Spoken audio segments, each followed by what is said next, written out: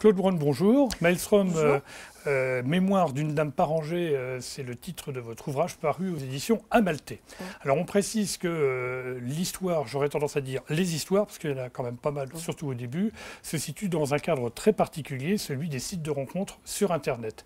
Qu'est-ce qui vous a pris de vous lancer dans cette aventure? C'est votre histoire ou il y a quand même des choses un peu inventées? Ah non, c'est mon histoire. Et ce qui est assez fantastique, c'est que c'est quand même un de mes élèves de terminale avec qui j'étais en relation sympathique. Parce que vous êtes professeur de sport à Oui, l'origine, oui, et vous pratiquez la sculpture. oui. Et qui m'a dit, tu ne vas pas rester comme ça, toute seule. J'avais un ordinateur dont je ne me servais quasiment pas. Et il m'a dit, je vais t'installer sur un site, je ne connaissais même pas ça. Et c'est lui, c'est cet élève qui m'a installé ça. Et donc j'ai commencé à essayer de me débrouiller, un peu la Anne Roumanoff, que je cite de temps en temps, quand elle dit, en parlant de son ordinateur qui ne comprend pas ce qu'elle veut, j'ai dû me confronter à tout ça. D'ailleurs, vous évoquez des fois des pannes relativement rédhibitoires, alors où tous les messages sont effacés, vous repartir à zéro, ça vous énerve un peu, ça. Ah oui, oui, j'étais un peu agacée. Au lycée, d'ailleurs, je rentrais mes notes, uniquement les chiffres. Les commentaires, je les mettais à la main, ce qui était beaucoup plus agréable pour les élèves de voir l'écriture du professeur. Mais sinon, quand je rentrais mes notes, j'essayais qu'il y ait des collègues autour, de peur au cas où. Je n'arrive pas à m'en sortir toute seule s'il n'y avait personne dans la salle des professeurs. Alors, vous êtes très modeste, mais finalement, vous êtes une bonne élève, parce que vous allez aller quand même assez loin. Et dans la première partie de votre ouvrage, vous parlez d'expériences assez étonnantes avec des personnages dont on peut dire finalement qui ne sont pas toujours très recommandables. Vous allez vous apercevoir, vous allez faire... alors, il y a des gens très bien, mais vous avez aussi des affabulateurs, des menteurs de première, des gens qui racontent un peu n'importe quoi. C'est quand même assez surprenant. Oui, oui. Même des gens très jeunes. Ça, c'est le comble. Oui, parce qu'il y en a qui trichent sur leur âge, mais dans les deux sens. Mais dans les deux sens, oui. Et même pas, des fois. J'étais vraiment étonnée. J'aurais pu être 2 fois leur mère. Enfin, des trucs, mais j'en parle. J'en ai pas mis dans mon livre. Mais c'est vraiment... c'est cocasse, hein. Ce culot, je ne sais pas quelle est leur vibration, vous voyez, cette sensation de pouvoir envoyer n'importe quoi comme ça. Je ne l'ai jamais fait, moi. C'est pas mon... Oui. Ah ben non, vous ne le faites pas. C'est pas mon tempérament. Non, ça, puis on sent véritablement que vous voulez aller véritablement vers des rencontres sérieuses. On sent que vous êtes de bonne volonté, vous mettez les mots qu'il faut, vous écrivez bien d'ailleurs, parce que quelquefois on a tendance à dire sur Internet, les gens font un peu n'importe quoi, vous c'est pour votre cas. Hein. Au contraire, il y a énormément d'allusions à la littérature, à la chanson française. Et puis des fois, vous tombez sur des gens qui sont quand même un peu bizarres. Alors vous dites par moments, là en particulier, ces hommes avec qui je correspondais ne mentaient pas en premier lieu par désir, mais par nécessité. Alors, qu'est-ce que c'est que cette nécessité de mentir? Pour se créer un personnage. Pour séduire, il faut se créer un personnage. Soit on a le pouvoir des mots, vous savez à qui je pense, soit on a un autre pouvoir. Il faut bien se créer quelque chose, un personnage, comme au théâtre, comme au cinéma,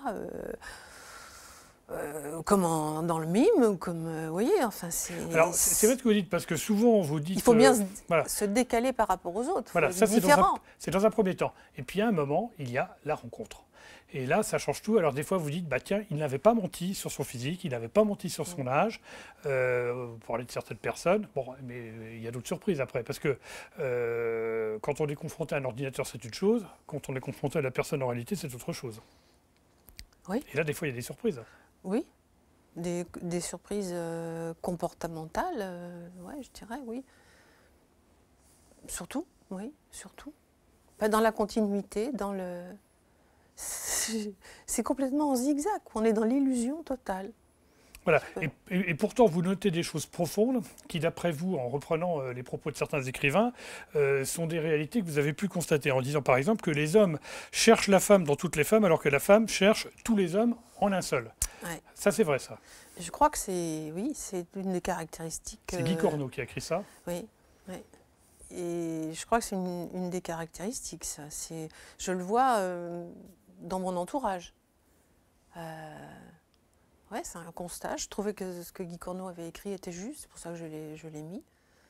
Ouais. Je ne peux pas le développer plus, ça se comprend Oui, on comprend très bien. tout seul. Enfin, bon, alors, à ce moment de cet entretien, je vais vous faire une critique, si vous m'y autorisez. Ouais. Je ne comprends pas du tout la couverture par rapport au contenu du livre. Oui. J'ai beaucoup aimé le contenu du livre, la couverture est très bien, mais je trouve qu'ils ne vont pas tout à fait ensemble. En regardant la couverture, on a l'impression que c'est, je ne vais pas employer le terme parce que c'est un peu vulgaire, mais on a l'impression que vous envoyez un peu tout balader, si vous me passez l'expression, alors qu'en fait, c'est un vrai message d'amour, votre livre. Et la deuxième partie, on va y arriver, à travers deux personnages qui vous ont plus particulièrement marqué, ça aurait pu avoir une fin absolument extraordinaire. Alors, il y en a un en particulier qui est veuf, Bernard, donc, alors on précise que les prénoms ont été changés, les lieux, etc., hein, pour que vous soyez très à l'aise. Bah, cet homme-là est bien sous tout rapport. Oui, oui. Sauf qu'il ne sait pas. En fait, il ne sait pas ce qu'il veut. Il avait été inscrit par son fils, sous l'impulsion de son fils, qui l'encourageait à ne pas rester tout seul dans sa maison à la campagne. Et donc, il s'était inscrit. Et puis, il avait fait le constat qu'il n'avait jamais réussi à oublier sa femme une fois que. Alors, il le fait sur le plan sexuel, puisqu'il a une panne, et il ne va pas s'en remettre. Oui, vous dites, c'est pas grave, on a le temps de voir, mais lui, c'est rédhibitoire et ça passe plus. Oui, non, on dit, on sort, on va au cinéma, enfin, on fait quelques activités comme ça. Et au moment de cette rencontre physique, on va dire, terminé, je peux pas. Il s'était relevé d'un bond, je peux pas, je vois ma femme, il m'avait dit. Oui, c'est-à-dire qu'à travers vous, évidemment, c'était pas elle. Bah non. Et donc là, ça passe plus. Non, il y avait son image. Enfin, je crois que vous avez été meurtri quand même, parce que c'était très fort comme sentiment, on le sent bien. Vous l'écrivez très bien d'ailleurs, hein, vous le décrivez, vous l'écrivez très bien. Et à ce moment du livre, je me suis dit, tiens, il reste des pages derrière, il va se passer une catastrophe. Et la catastrophe arrive, et puis, alors, j'allais dire peut-être la deuxième catastrophe, même si ça commence très bien, c'est le fameux Michael. Et alors là, c'est un personnage extraordinairement complexe, et il y a une fusion entre vous, parce que pendant longtemps, vous n'allez pas vous rencontrer. Oui. Et alors, vous utilisez cette image, vous dites on était presque comme frères et sœurs quand on s'est rencontrés. C'est-à-dire que finalement, votre entente sur le net, c'est parce que vous étiez finalement très en phase au début. On est d'accord. C'est un peu comme ça, parce que des fois, on rencontre son contraire et on s'entend bien parce qu'on se complète. Puis des fois, là, c'est le cas. Voilà. Alors, qu'est-ce qui va se passer là ? Ben, je le vois encore arriver, pour tout vous dire. Le jour où il est descendu du taxi, j'étais charmée. Je vais même vous dire quelque chose d'intime, il portait même le parfum de mon fils. Vous voyez, c'était assez extraordinaire. Ça, je ne savais pas. C'était encore un plus. Et il y avait cet amour des mots. C'est un ancien journaliste. Hein. Il a été militaire aussi. Il était parachutiste. Ah oui, ancien parachutiste. Voilà, tout à fait. Oui. Vous évoquez d'ailleurs la chanson « C'est pas exprès que t'étais fasciste parachutiste » de Maxime Le Forestier à un moment. Et d'ailleurs, dans votre livre, alors ça m'a rappelé des souvenirs parce qu'on retrouve que ce soit Maxime Le Forestier, que ce soit Claude Nougaro, Adamo, Florent Pagny, Barbara, Mourir pour mourir. Enfin bref, il y a un magnifique résumé de ce qu'étaient les plus grands chanteurs des années 80, 90, voire encore aujourd'hui. Oui, parce que et vous êtes marqué par ça, la littérature, et là vous êtes en phase avec cet homme. Oui, parce qu'on a écouté... lui, il était plus people que moi. Hein. Moi, c'était plus pointu, je vais dire. Mais c'est vrai qu'on a baigné dans la même... mai 68, pareil, quoi. Paris, tous ces chanteurs. Et, moi, Léo Ferré, c'est... Oui, c'est un peu votre maître. Je veux bien qu'on m'en présente un autre, mais il n'y en a pas. Il n'y en a pas. C'est pas possible. Il n'y en a pas. Oui. Avec Brel et Barbara, je vois pas. Alors, il y a une fusion physique. Alors là, on peut, pardonnez-moi, j'évoque ça parce que vous le décrivez très bien. On ne peut pas dire que c'est même très impressionnant, j'aurais tendance à dire. Là, bon, franchement, on se dit tout va bien se passer. Et puis, à la fin, ça ne marche pas. Alors, est-ce que c'est parce que vous étiez illusionné à travers justement cette rencontre par le net et puis déçu finalement parce que c'est vous à un moment qui partez. Vous le reprochez d'ailleurs à la fin. Vous partez puis en même temps vous vous dites c'est lui qui m'a quitté parce qu'il ne s'est pas entre guillemets accroché à notre entente et vous lui faites le reproche mais en même temps c'est vous à un moment qui partez. Je ne sais pas dans quelle partie vous êtes mais à la fin. C'est à la fin. Donc oui, j'étais allée chez lui. Dans son village, où il m'appelait l'Irlandaise. Oui, il vous fait passer pour ce que vous n'êtes pas, en fait. Pour ce que je ne suis pas. Voilà. Pour ne pas gêner l'entourage, pour créer. Il me disait, c'est pour créer quelque chose d'original, qu'il se passe quelque chose, que les gens parlent. Ah, il y a une Irlandaise qui est là, il y a une Irlandaise qui est là. Bon, moi, là, je ne me sentais pas l'Irlandaise. Et tout ce personnage est comme ça. Hein. C'est un vrai pervers narcissique, comme on dit, si on met des mots en termes de psychanalyse. C'est un pervers polymorphe, comme on dit.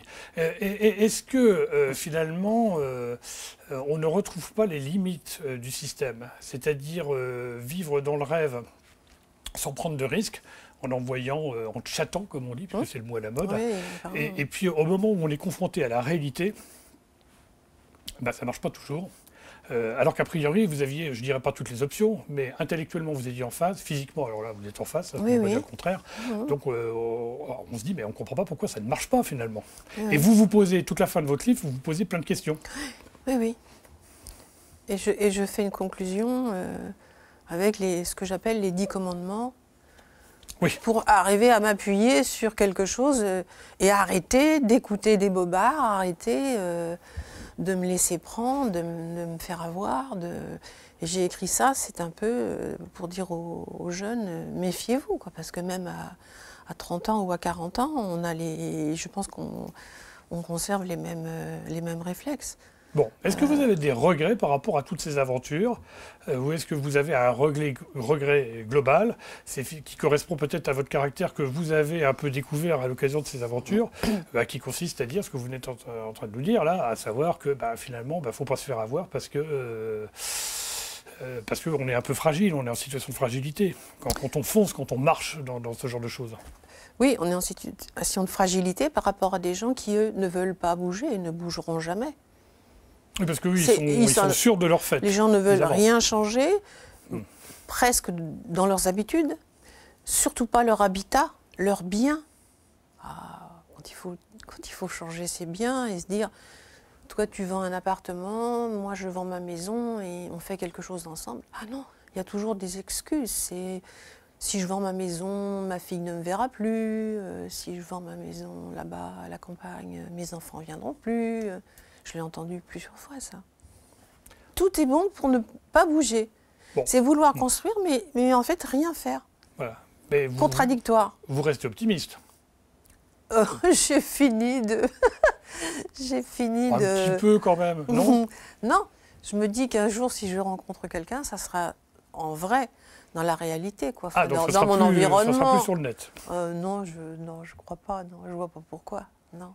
D'accord. Il faut être dans le réel. Bon, écoutez, Claude Braun, franchement, vous vous êtes beaucoup découverte au cours de cet entretien et je vous en remercie, mais vous vous découvrez beaucoup plus dans ce livre. Encore une fois, il y a 2 livres dans votre livre, à mon avis. La première partie est globalement étude un peu sociétale sur ce phénomène, véritablement de société qu'est la rencontre par le net. Et la deuxième partie, beaucoup plus intime, beaucoup plus personnelle, beaucoup plus joliment écrite. Je le pense comme ça très sincèrement. Donc, je rappelle le titre de votre livre, Maelstrom. C'est donc tourbillon en quelque sorte, Mémoire d'une dame pas rangée, publié aux éditions Amalthée. Merci beaucoup. Merci.